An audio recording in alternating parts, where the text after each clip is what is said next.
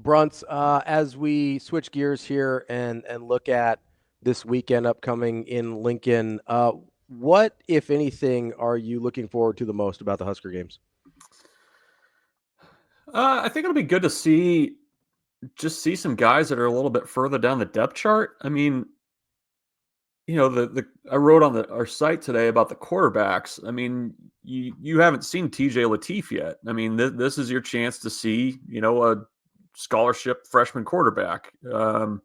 Marcos Davila hasn't played in a college game.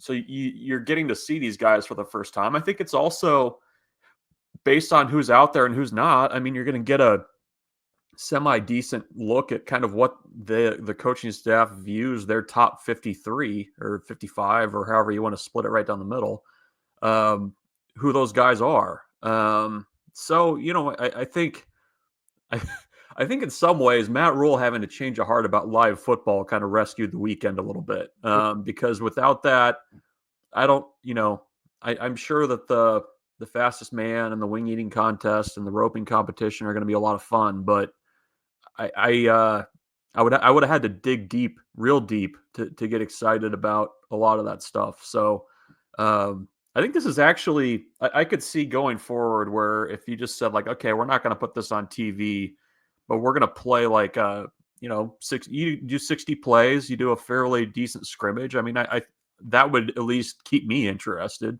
So I don't know. We'll see. I think everybody's kind of trying to figure out what this is actually going to look like. But the fact that we're actually going to see some of those guys that are, kind of the second and third teamers, it's an opportunity for football, and I'll take that at the end of April. Bruntz, what you said there about the backup quarterbacks, it got me thinking a little bit. It feels like this is almost one of the first off seasons we've had in some time, just as a general Nebraska fan base, that there isn't that conversation of not necessarily a quarterback battle or any competition or anything like that, but just, oh, we're watching these backups in case, Adrian goes down or, the injury concern is back and forth. How do you evaluate, or what do you want to see from those backup quarterbacks from Saturday scrimmage, and how you hope to see them progress through the spring? Yeah, I mean, I think you just want to see a little poise. I mean, I don't know which wide receivers are going to be out there. I mean, the fact that Matt Rhule was joking about them running the triple option, that scared me a little bit. But I do want to see some poise. You want to see what kind of an arm a guy's got. I for those who were at the bowl site, they got to see Latif a little bit, and he's had some practices now. He's been on campus to learn the offense and isn't just kind of winging it. So you at least going to have a data point of, what he looked like before to now. So I think you're kind of looking at that stuff. I mean, how much will you learn? I don't really know, but I mean, you're kind of looking to see if there's guys that flash. At certain spots too. I mean, you're going to have guys in there that aren't like third teamers. I mean, just based on numbers and things like that, you're going to have guys who are second teamers and rotational guys that are actually going to factor. So I'm kind of curious to see that. I mean, there's part of me that kind of wants to see the kicking competition a little bit, because we have not heard much about special teams aside from the opening Mike Eckler press conference.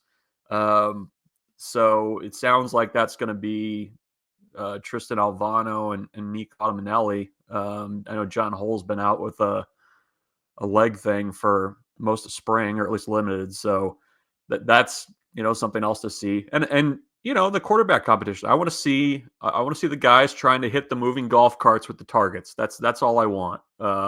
Is to see some like 1993 Pro Bowl type stuff. That's what I want. Well, Brunson, do you have John Cook or the field in the John Cook roping classic? Well, I think as much as Elijah Judy is being hyped up as a potential roper here, I'll take John Cook by a fair margin, I think. So you don't think are the bowls moving? Like, or are they just standing there? Yeah, I don't know if we're doing live bowls. I don't know, or calf roping is typically what you do. I don't know if we're doing live calves, or if there's much like the quarterback competition, if it's some sort of animatronic. Like a calf on a golf cart? Oh, yeah, that's even better. A golf cart with a cutout of a calf on it. See if you can wrangle it. You are right, though, Bruntz. The mid-'90s QB competitions in the Pro Bowl Mm-hmm. were by far the height of civilization. Early 2000s, too. I mean, give credit. Peyton Manning used to dominate those in I Hawaii. do remember a couple Jeff Garcia appearances in those, despite lackluster physical skills. What do you mean? He gave it his best. I will say it was always funniest to watch like Chad Pennington in the long throw contest. And you're like, I actually think I can beat him there. Yep. He was a serviceable quarterback, but maybe not so much in the long tossing. Yeah. You would see Warren Moon going out there just for fun, and he'd launch at 95 yards. Oh, cool. Thanks, Warren. and then Chad Pennington has to hit a cutoff man. Bruntz, does the I guess it's not a ruling yet. Does the opinion from Judge Wilkin yesterday impact at all the way you're going to kind of watch this scrimmage, where it doesn't seem like the 105 is going to be a thing this year? It's either going to be, hey, we're in, or there's no settlement. Like, has that changed at all for you? Or are you still just like, hey, we don't know what the F's going to happen. I'm still just in wait and see mode.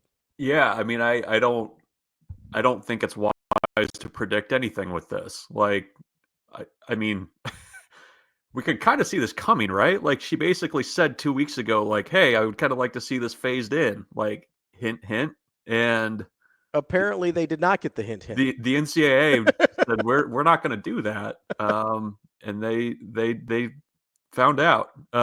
So I don't know. I mean, I watch it a little bit differently, I guess. I mean, what I feel bad for is if you're somebody who's been told, like, look, we don't have a spot on the 105 for you, and if your guy like 107, I mean, I doubt they break it down like that, but the portal closes tomorrow. The window closes tomorrow, and your guy 107 on this roster, and you want to be at Nebraska. Like, what on earth are you thinking right now? Like, do you want to play somewhere else? Like, you'd probably like to stay at Nebraska if you could, but you know, the ruling's not going to come down in time. It's going to be another 2 weeks. Like, it's just a huge mess, and I feel so badly for those guys who have gone through a spring. They've done the mat drills, the like really lousy, crappy parts of the college football calendar.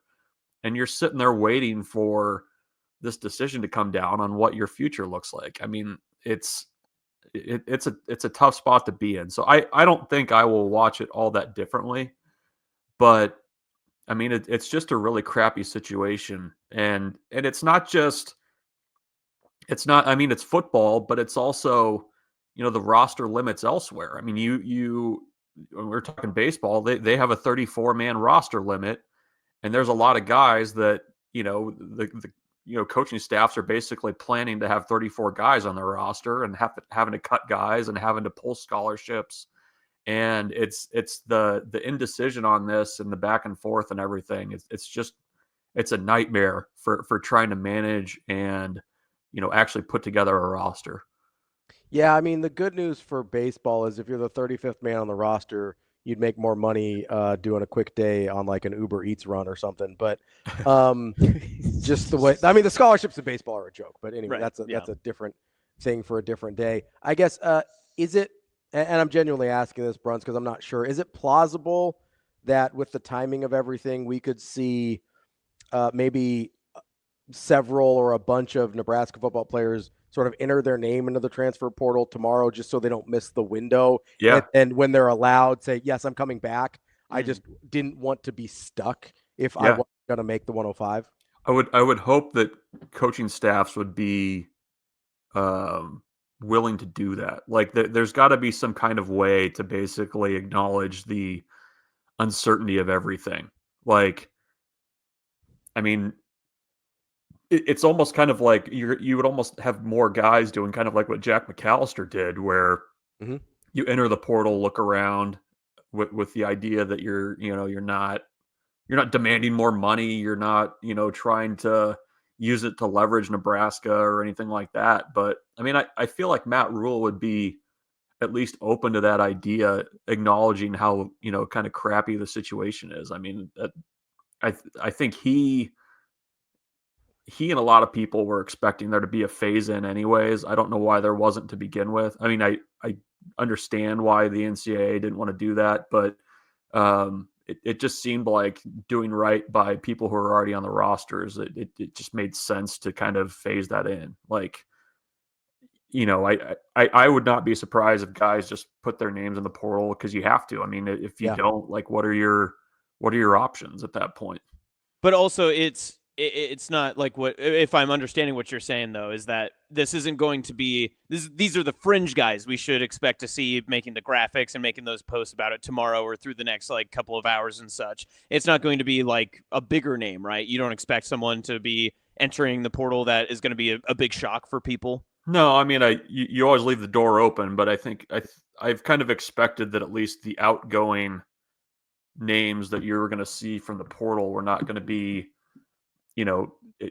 it's not going to be the guys who are not playing on Saturday, like in that first 53. Like, it's going to be fringe guys. It's going to be guys who are, maybe have been on campus for 2 or 3 years. Like, maybe they're part of Matt Rhule's first recruiting class and they haven't cracked the 2 deep. Like, those types of guys, or guys that have, been on the roster for a few years and already are, have essentially been recruited over. I would think that would be a lot more likely than any kind of, big name. I felt like it has felt like, and especially with the guys who are entering for the most part in this cycle, it's a lot of guys that most of the bigger movement, I think, already took place back in the winter with a lot of those big names.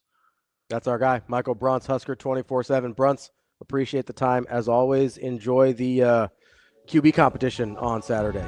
Yes. Yep. I will do that. You guys as well.